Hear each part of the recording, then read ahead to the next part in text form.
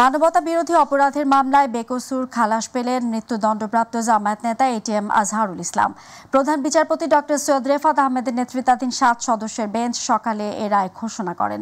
মুক্তিযুদ্ধকালে মানবতা বিরোধী অপরাধের মামলায় রিভিউ আবেদনের পরিপ্রেক্ষিতে আপিলে খালাস পাওয়ার ঘটনা এটি প্রথম। এদিকে এটিএম আজহারের খালাসের সংক্ষিপ্ত রায়ে সই করেছেন 7 বিচারপতি, ফলে তার মুক্তিতে আর কোনো বাধা নেই। এসএম আরিফের রিপোর্ট। মুক্তিযুদ্ধের সময় মানবতা বিরোধী অপরাধের মামলায় 2014 সালের 30 ডিসেম্বর জামায়াত নেতা এটিএম আজহারুল ইসলামকে মৃত্যুদণ্ড দেন আন্তর্জাতিক অপরাধ ট্রাইব্যুনাল। রায়ের বিরুদ্ধে আপিলে মৃত্যুদণ্ডাদেশ বহাল রেখে পূর্ণাঙ্গ রায় প্রকাশ করেন আপিল বিভাগ। এরপর রিভিউ চেয়ে আপিল করলে 5 আগস্ট সরকার পতনের পর আবেদন মঞ্জুর করেন আদালত। গত 6 ও 8 মে শুনানি শেষে মঙ্গলবার এটিএম আজহারুলকে বেকসুর খালাস দিয়ে রায় দেন প্রধান বিচারপতি ডক্টর সৈয়দ রেফাত আহমেদের নেতৃত্বাধীন 7 সদস্যের আপিল বেঞ্চ। জনাব এটিএম আজহারুল ইসলাম সাহেব সৌভাগ্যবান, তিনি ন্যায় বিচার পেয়েছেন, আল্লাহ তাআলা তাকে বাঁচিয়ে রেখেছিলেন। তাই আদালতের সামনে উপস্থাপিত সাক্ষ্য প্রমাণ অ্যাসেসমেন্ট করা ছাড়াই জনাব এটিএম আজহারুল ইসলাম সাহেবকে ফাঁসি দেওয়া হয়েছিল। পৃথিবীর ইতিহাসে এটি একটি ট্রাভেস্টি অফ ট্রুথ, অর্থাৎ বিচারের নামে অবিচার। যে সমস্ত তথ্য প্রমাণ আদালতে হাজির করা হয়েছিল, অতীতের আপিল বিভাগ তা সঠিকভাবে বিবেচনা করতে ব্যর্থ হয়েছে। ফলশ্রুতিতে আজকে জনাব এটিএম আজহারুল ইসলাম সাহেব কে বেকসুর খালাস প্রদান করেছেন। বাকি মামলাগুলোকেও আমলে নিয়ে রিভিউ বোর্ড গঠনের মাধ্যমে সাজা কার্যকর হওয়া ব্যক্তিদের ন্যায় বিচার প্রতিষ্ঠার দাবি জানান এই আইনজীবী। সরকারের উচিত হবে এই পূর্ণাঙ্গ রায় প্রকাশ হওয়ার পরে একটা রিভিউ বোর্ড গঠন করে অতীতের রায়গুলোকে পুনর্বিবেচনা করা। রায়ে বর্তমান বিচার ব্যবস্থায় কোনো প্রভাব পড়বে না উল্লেখ করে প্রসিকিউশন জানায় এটি আন্তর্জাতিক মানসম্মত করতে সহায়তা করবে। এই রায়ে বর্তমান ট্রাইব্যুনালের বিচার ব্যবস্থা এবং ভবিষ্যতে যে বিচার ব্যবস্থা হবে এটিকে আরো অনেক ইন্টারন্যাশনাল স্ট্যান্ডার্ডে উন্নীত করলো। এখন ট্রাইব্যুনালে এই রায়ের আলোকে যে বিচারগুলো দেখবে সে ব্যাপারে আর প্রশ্ন ওঠার কোনো সুযোগই থাকলো না। আপিল বিভাগের রায়ের পর মামলায় আর আবেদনের সুযোগ নেই বলেও জানান আন্তর্জাতিক অপরাধ ট্রাইব্যুনালের প্রসিকিউটররা। এর উপরে বাংলাদেশে বা পৃথিবীর আর কোনো আদালত বা আর কোনো ফোরাম নেই। SM Arif, MyTV, Dhaka. মিথ্যা সাক্ষীর মাধ্যমে এতদিন জামায়াত নেতাদের উপর জুডিশিয়াল কিলিং চালানো হয়েছিল বলে মন্তব্য করেছেন জামায়াত আমির ডক্টর শফিকুর রহমান। দুপুরে রাজধানীর ডিপ্লোমা ইঞ্জিনিয়ার্স ইনস্টিটিউশনে আয়োজিত এক সংবাদ সম্মেলনের কথা বলেন তিনি। জামায়াত আমির বলেন, এটিএম আজহারুল ইসলামকে সব অভিযোগ থেকে অব্যাহতি দিয়েছেন আদালত। দীর্ঘদিন ধরে সুবিচারের অপেক্ষায় থাকার পর অবশেষে মুক্ত হলেন তিনি। এ সময় ক্যাঙ্গারু কোর্ট জামায়াতের শীর্ষ নেতৃবৃন্দকে সাজা দিয়েছিল উল্লেখ করে বলেন, বাকিরা বেঁচে থাকলে দেশকে অনেক কিছু দিতে পারতেন। অপরদিকে বিচার চলার সময় 2টি টর্চার সেল তৈরি করা হয় বলে অভিযোগ করেন জামায়াত আমির। দেশ সেবার সুযোগ পেলে প্রতিশোধের রাজনীতির অবসান হবে বলে অঙ্গীকার করেন জামায়াত আমির। মামলাগুলো ছিল বিচারের নামে, এই প্রহসন ছিল just genocide of the justice. বিচারকে গণহত্যা করা হয়েছে। তারা কিলিং অফ দ্য জাস্টিস বলে নাই, কারণ সিঙ্গেল কেস হইলে বলতো কিলিং, কিন্তু এখানে ছিল একাধিক case. A good number of good people been killed. এই জন্যই তারা বলেছে it was a genocide to justice. এটা বাংলাদেশের কোর্ট বলেন। আলহামদুলিল্লাহ, আজকে বাংলাদেশের কোর্ট তাই বলেছে তাদের রায়ের মাধ্যমে। আমরা আমাদের সমস্ত নেতৃবৃন্দ যাদেরকে খুন করা হয়েছে এই রায়ের মাধ্যমে তাদেরকে আরেকবার গভীর শ্রদ্ধার সাথে স্মরণ করছি। আমরা চাইব আমাদের সমাজ দুর্নীতিমুক্ত হোক, দুঃশাসন মুক্ত হোক, অপরাধ মুক্ত হোক, বৈষম্য মুক্ত হোক, কল্যাণধর্মী সমাজ হোক, মানবিক সমাজ হোক। সেই সমাজ পরিগঠনে আমরা আপনাদের সাহচর্য, বন্ধুত্ব, ভালোবাসা, সমর্থন, দোয়া আমরা কামনা করি। আল্লাহ তাআলা আমাদের দেশবাসীকে হেফাজত করুন, পুরো দেশকে হেফাজত করুন। এই দেশের স্বাধীনতা এবং সার্বভৌমত্বকে আল্লাহ তাআলা অক্ষুণ্ণ রাখুন। সবাই মিলেমিশে একটা সোনালী সমাজ যেন নির্মাণ করতে পারি, আল্লাহ তাআলা এই দেশের মানুষকে সাহায্য করুন। জামায়াত নেতা এটিএম মাজহারুল খালাস পাওয়ায় বায়তুল মোকাররমে শুকরানা নামাজ আদায় করেছে জামায়াত ইসলাম। এ সময় এটিএম মাজহারুল ইসলামের ছেলে তাসনিম মাজহার সহ জামায়াতের বেশিরভাগ শীর্ষ নেতা উপস্থিত ছিলেন। রায়ের পর মিছিল, মিটিং এবং আনন্দ মিছিল না করে অনাথ এতিমদের মুখে খাবার তুলে দেওয়ার আহ্বান জানিয়েছেন ডক্টর শফিকুর রহমান। রায়ের পর জাতীয় মসজিদে শুকরানা ও দোয়া অনুষ্ঠানে এসব কথা বলেন জামায়াতের আমির।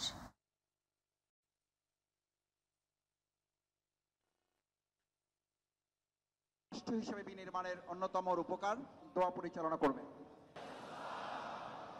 এরকম যারা জুলুমের শিকার হয়ে দুনিয়া থেকে বিদায় নিয়েছেন, আমাদের সমস্ত নেতৃবৃন্দ, সহকর্মী, প্রতিবাদী জনতা, আলেম ওলামা, হুফাজ, আইতাম, যাদেরকেই খুন করা হয়েছে, প্রভুর দরবারে দোয়া করি রব্বুল ইজ্জত তাদেরকে মর্যাদাবান শহীদ হিসাবে কবুল করুন। তাদের পরিবার, আপনজন, প্রিয়জনকে তুমি সবরে জামিল আতা করো। তাদের কবরগুলোকে জান্নাতের নূর দিয়ে তুমি প্লাবিত করে দাও আল্লাহ। 4 দিনের সফরে আজ রাতে জাপান যাচ্ছেন অন্তর্বর্তী সরকারের প্রধান উপদেষ্টা ডক্টর মোহাম্মদ ইউনূস। নিক্কেই সম্মেলনে অংশ নেবেন তিনি। সোমবার পররাষ্ট্র মন্ত্রণালয়ের ব্রিফিংয়ে ভারপ্রাপ্ত পররাষ্ট্র সচিব রুহুল আলম সিদ্দিকী জানান 7টি চুক্তি ও সমঝোতা স্মারক সই করবে ঢাকা, টোকিও। ডক্টর মোহাম্মদ ইউনূসের সফর নিয়ে পররাষ্ট্র মন্ত্রণালয়ের সংবাদ সম্মেলনে ভারপ্রাপ্ত পররাষ্ট্র সচিব আরও জানান, জাপানের কাছে সহজ শর্ত ও স্বল্প সুদে $1 বিলিয়ন ঋণ সহায়তা চাইবে বাংলাদেশ। 29 ও 30 মে নিক্কেই সম্মেলনের জন্য জাপান গেলেও দ্বিপাক্ষিক সফর হিসেবেও আলাদা গুরুত্ব পাচ্ছে প্রধান উপদেষ্টার এই সফর। সরকার ছাড়াও বিভিন্ন পর্যায়ে 7টি চুক্তি ও সমঝোতা স্মারক সই করবে দুই দেশ। জাপানের শ্রমবাজারে দক্ষ জনশক্তি রফতানিতে নতুন সম্ভাবনার দুয়ার খুলছে বলে জানিয়েছে পররাষ্ট্র মন্ত্রণালয়। সরকারি চাকুরি অধ্যাদেশ বাতিলের দাবিতে চতুর্থ দিনের মতো সচিবালয়ে বিক্ষোভ করছেন কর্মচারীরা। বেলা 11টার দিকে সচিবালয়ের 6 নম্বর ভবনের পাশে বাদামতলায় জড়ো হয়ে তারা বিক্ষোভ শুরু করেন। বিক্ষোভে অংশ না নেওয়া অন্য কর্মকর্তা কর্মচারীদেরকে অনেকে অংশ নেওয়ার আহ্বান জানাচ্ছেন। কর্মচারীদের আন্দোলন কর্মসূচির মধ্যে আজ সচিবালয়ে দর্শনার্থী প্রবেশ নিষিদ্ধ করা হয়েছে। সচিবালয়ের গেটগুলোতে অতিরিক্ত নিরাপত্তা ব্যবস্থা নেওয়া হয়েছে। গণমাধ্যম কর্মীদেরও প্রায় 4 ঘন্টা সচিবালয়ে ঢুকতে দেওয়া হয়নি। এদিকে সচিবালয় এনবিআর সহ দেশে থাকা দুর্নীতিবাজ ও ফ্যাসিবাদের আমলাদের উৎখাতে ফ্যাসিবাদ উৎখাত যাত্রা কর্মসূচি পালন করছে জুলাই মঞ্চ।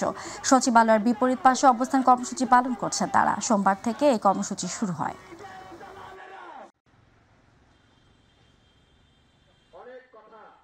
কি ব্যবস্থা নেওয়া হচ্ছে সেজন্য যিনি আমাদের উপদেষ্টার দায়িত্বে আছেন তিনিও আসবেন, এসে আমাদেরকে বলবেন যে কবে নাগাদ তাদের বিরুদ্ধে কি ব্যবস্থা নিচ্ছেন। তখন আমরা সবকিছু গুটিয়ে এখান থেকে আমরা চলে যাব। মাইক তো দূরের কথা, আমরা এখানে থাকবো না, আমরা এখানে থাকতে আসি নাই। নির্বাচনের সুনির্দিষ্ট তারিখ ঘোষণা করার সময় এসে গেছে বলে মন্তব্য করেছেন সিপিডির নির্বাহী পরিচালক ডক্টর ফাহমিদা খাতুন। সকালে Centre for Policy Dialogue CPD প্রধান কার্যালয়ে বাংলাদেশের অর্থনীতি 2024-2025 তৃতীয় অন্তর্বর্তীকালীন পর্যালোচনা বিষয়ে এক প্রেস ব্রিফিংয়ে কথা বলেন তিনি। বাজেট বাস্তবায়ন যে সরকারই করুক, প্রাতিষ্ঠানিক সক্ষমতা থাকলে বাস্তবায়নে সমস্যা হবে না বলেও এ সময়ে মন্তব্য করেন তিনি। বিস্তারিত আবু সাইদুপুর রিপোর্টে। সকালে রাজধানীর সিবিডি কার্যালয়ে আয়োজন করা হয় বাংলাদেশ অর্থনৈতিক উন্নয়নের স্বাধীন পর্যালোচনা বিষয়ক অনুষ্ঠানের। সিপিডির নির্বাহী পরিচালক সর্বশেষ প্রাপ্ত তথ্যের ভিত্তিতে বর্তমান বাংলাদেশের সামগ্রিক অর্থনৈতিক অবস্থানের একটি প্রতিবেদন উপস্থাপন করেন। একই সঙ্গে তুলে ধরেন 6 অতি গুরুত্বপূর্ণ খাত নিয়ে বিভিন্ন সুপারিশমালা। আমরা এই যে 6টি খাতের পারফরমেন্স নিয়ে একটা বিশ্লেষণ করলাম, সেখানে আমরা দেখলাম যে অর্থনৈতিক পুনরুদ্ধারের জন্য বেশ কিছু ইতিবাচক পদক্ষেপ দেখা যাচ্ছে। পরে নির্বাচনের মোক্ষম সময় কবে এমন প্রশ্ন করা হলে উত্তরে তিনি বলেন, সরকার গঠনের 9 মাস পেরিয়ে গেছে, কাজেই নির্বাচনের সুনির্দিষ্ট তারিখ ঘোষণা করার সময় এসে গেছে।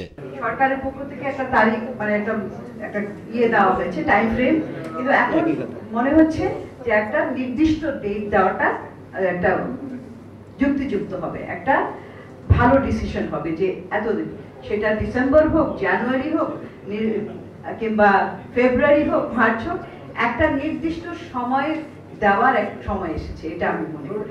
বিনিয়োগ না হলে কর্মসংস্থান হবে না উল্লেখ করে এ সময় তিনি আরো বলেন, রাজনৈতিক স্থিতিশীলতা না আসলে বিনিয়োগ বাড়বে না, আর অর্থনীতিবিদরা অস্থিতিশীল পরিস্থিতি পছন্দ করেন না। বিনিয়োগ নাই, কর্মসংস্থান নাই, প্রবৃদ্ধি নাই, তারপরে আয় নাই, এবং ফলাফল হচ্ছে দারিদ্র বৃদ্ধি এবং তার মধ্যে আরো অসমতা বৃদ্ধি, ইনইকুয়ালিটি বৃদ্ধি।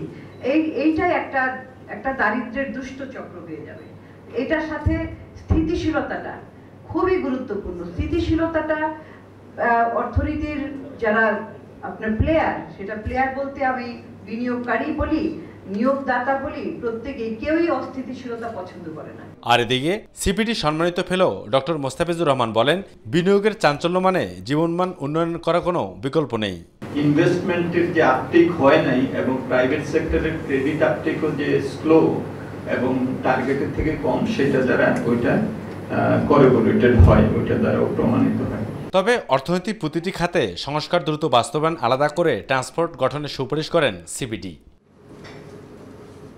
আবু সাদপু, My TV, Dhaka. Transparency International Bangladesh TIB জানিয়েছে, অর্থ পাচার, ঘুষ, অনলাইন জুয়া, সন্ত্রাসী কাজে অর্থায়ন ও ক্রিপ্টো ট্রেডিং সহ অবৈধ অর্থ লেনদেনের অন্যতম মাধ্যম হয়ে উঠেছে মোবাইল ব্যাংকিং। সকালে রাজধানীর ধানমন্ডিতে মাইডাস সেন্টারে মোবাইল আর্থিক সেবা খাতে সুশাসনের চ্যালেঞ্জ ও উত্তরণের উপায় শীর্ষক গবেষণা প্রতিবেদন প্রকাশ উপলক্ষে আয়োজিত সংবাদ সম্মেলনে তথ্য জানিয়েছেন টিআইবি নির্বাহী পরিচালক ডক্টর ইফতেখারুজ্জামান। তিনি বলেন, প্রায় 1100 মোবাইল ফাইন্যান্সিয়াল সার্ভিসেস এজেন্ট শনাক্ত করা হয়েছে অনলাইন জুয়ায়। আইপিএল, বিপিএল এর মতো টুর্নামেন্টকে কেন্দ্র করে দেশে দেদারসে মোবাইলে অনলাইন জুয়ার অর্থ লেনদেন হলেও সেবাদাতা প্রতিষ্ঠানগুলো তা বন্ধে কার্যকর কোনো উদ্যোগ নিচ্ছে না। জোরালো ভূমিকা প্রতিযোগিতায় লিপ্ত আছে, যেটি একদিক থেকে যেরকম আমাদের এই খাতে মানে তুলনামূলকভাবে সহজলভ্য উপায়ে এবং মোটামুটিভাবে মানে বলবো যে সাধারণ মানুষকে সম্পৃক্ত করা, অন্তর্ভুক্ত করে আর্থিক সেবা মানুষের কাছে পৌঁছে দেওয়ার সুযোগ তৈরি করেছে। সেই খাতটা নিয়ে আমরা এই কমিশনটা করেছি আজকে, বিশেষ করে এই কারণে যে আপনাদের মতো যারা গণমাধ্যমে কাজ করেন, আপনাদেরই বিভিন্ন সময় প্রতিবেদনে এবং অনলাইন গবেষণা এবং বিশেষ করে সাম্প্রতিককালে সরকারেরও কিছু কিছু উদ্যোগের মাধ্যমে এই খাতে সুশাসনের ঘাটতি, চ্যালেঞ্জ, দুর্নীতি, অর্থ পাচার, এই ধরনের বিষয়গুলি আলোচিত হয়েছে। পবিত্র ঈদুল আজহা আগামী 7 জুন অনুষ্ঠিত হবে। বিবেচনায় নিয়ে ট্রেনের আসনের অগ্রিম টিকিট বিক্রি শুরু করে বাংলাদেশ রেলওয়ে। ঈদ উপলক্ষে ঘরমুখী মানুষের যাত্রার 7ম দিন হিসেবে 6 জুনের ট্রেনের আসনের টিকিট বিক্রি হচ্ছে আজ। যাত্রীদের সুবিধার্থে শতভাগ আসনের টিকিট অনলাইনে বিক্রি করা হবে। আজ সকাল 8টায় বাংলাদেশ রেলওয়ের পশ্চিমাঞ্চলে চলাচল করা ট্রেনগুলোর আসনের টিকিট বিক্রি শুরু হয়েছে এবং দুপুর 2টায় বিক্রি শুরু হবে পূর্বাঞ্চলে চলাচল করা ট্রেনগুলোর আসনের টিকিট। এবার শুধু ঢাকা থেকে দেশের বিভিন্ন গন্তব্যে যাওয়া আন্তনগর ট্রেনগুলোর মোট আসন সংখ্যা থাকছে 33,315টি। ঈদ উপলক্ষে রেলওয়ের নেওয়া কর্মপরিকল্পনা থেকে তথ্য জানা যায়। রেলওয়ে সিদ্ধান্ত অনুযায়ী ঈদের আগে 7 দিনে ট্রেনের আসনের টিকিট বিশেষ ব্যবস্থায় অগ্রিম হিসেবে বিক্রি করছে। এ সময় কেনা টিকিটগুলো যাত্রীরা রেলওয়েকে ফেরত দিতে পারবেন না। প্রতিজন টিকিট প্রত্যাশী 4টি আসনের টিকিট একবার একসঙ্গে সংগ্রহ করতে পারবেন। দিনাজপুরের পার্বতীপুর উপজেলায় প্রতিনিয়তই চুরি হচ্ছে বিভিন্ন সরকারি প্রাথমিক বিদ্যালয়ের মালামাল। বিদ্যালয়গুলোতে নিরাপত্তায় নিয়োজিত প্রহরী থাকলেও গত কয়েক মাসে উপজেলার প্রায় অর্ধশত প্রাথমিক বিদ্যালয়ে ঘটেছে ঘটনা। তবে সরকারি মালামাল খোয়া গেলেও এসব ঘটনায় এখন পর্যন্ত কোনো প্রকার আইনি ব্যবস্থা নেয়নি বিদ্যালয় কর্তৃপক্ষ। দর্শক প্রতিনিধি আব্দুল্লাল মামুনের পাঠানো তথ্যচিত্রে বিস্তারিত জানাচ্ছেন জুবাইর রহমান। 10 ইউনিয়ন ও পৌরসভা নিয়ে গঠিত দিনাজপুরের পার্বতীপুর উপজেলার মোট সরকারি প্রাথমিক বিদ্যালয়ের সংখ্যা 206টি। এর মধ্যে বিদ্যালয় রক্ষণাবেক্ষণের পাশাপাশি দাপ্তরিক কাজে সহযোগিতার জন্য বিভিন্ন সময়ে 98 বিদ্যালয়ে দাপ্তরিক প্রহরী পদে নিয়োগ করা হয়েছে। তাদের দায়িত্বে অবহেলার কারণে প্রতিনিয়তই চুরির মতো ঘটনা ঘটছে বিদ্যালয়গুলোতে। সম্প্রতি দাপ্তরিক প্রহরী থাকলেও উপজেলার 36টি প্রাথমিক বিদ্যালয়ে ঘটে চুরির ঘটনা। চুরি হওয়া বিদ্যালয়ের মধ্যে স্টার মডেল, আদর্শ, হলদিবাড়ি, নওদাপাড়া, মনমতপুর, দক্ষিণপাড়া ও কালুপাড়া সরকারি প্রাথমিক বিদ্যালয় অন্যতম। উল্লেখিত ছাড়া অন্যান্য বিদ্যালয় থেকে সিলিং ফ্যান, স্পিকার, পানির পাম্প, টিউবওয়েল, ওয়াশ ব্লকের যন্ত্রাংশ সহ প্রায় $1.5 কোটি টাকার মালামাল চুরি করে নিয়ে যায় চোরেরা। তবে সরকারি মালামাল খোয়া গেলেও কোনো প্রকার আইনি ব্যবস্থা কারণ জানতে চাইলে কোনো সদুত্তর দিতে পারেনি বিদ্যালয় কর্তৃপক্ষ। দপ্তরিক 900 প্রহরী থাকার সত্ত্বেও আমার বিদ্যালয়ে পরপর 3বার চুরি হয়েছে। আসার পর দেখতে পারি যে আমার মেনটা চুরি হয়েছে। অফিস রুম থেকে দুটো কাঠের বড় দুটো সাউন্ড বক্স চুরি করে নিয়ে যায়।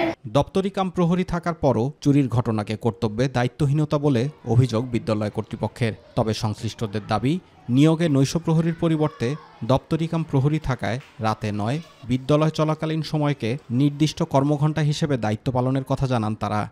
চুরি করলে তো আসলে বিভিন্ন প্রকারের চুরি হয়।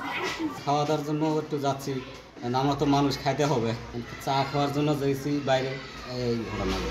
দপ্তরি কাম প্রহরী পদে দায়িত্বরতদের সচেতনতা বৃদ্ধিতে উদ্বুদ্ধকরণের পাশাপাশি চুরি রোধে স্থানীয়ভাবে উদ্যোগ গ্রহণের জন্য সংশ্লিষ্টদের প্রয়োজনীয় ব্যবস্থা গ্রহণের নির্দেশনার কথা জানিয়েছেন এ কর্মকর্তা। সম্পদ রক্ষণাবেক্ষণের জন্য আমরা সকল শিক্ষককে, বিশেষ করে প্রধান শিক্ষককে ব্যক্তিগতভাবে বা স্থানীয়ভাবে পাহারাদার নিয়োগের জন্য পরামর্শ দিয়েছি। জুবাইর রহমান, মাই টিভি নিউজ।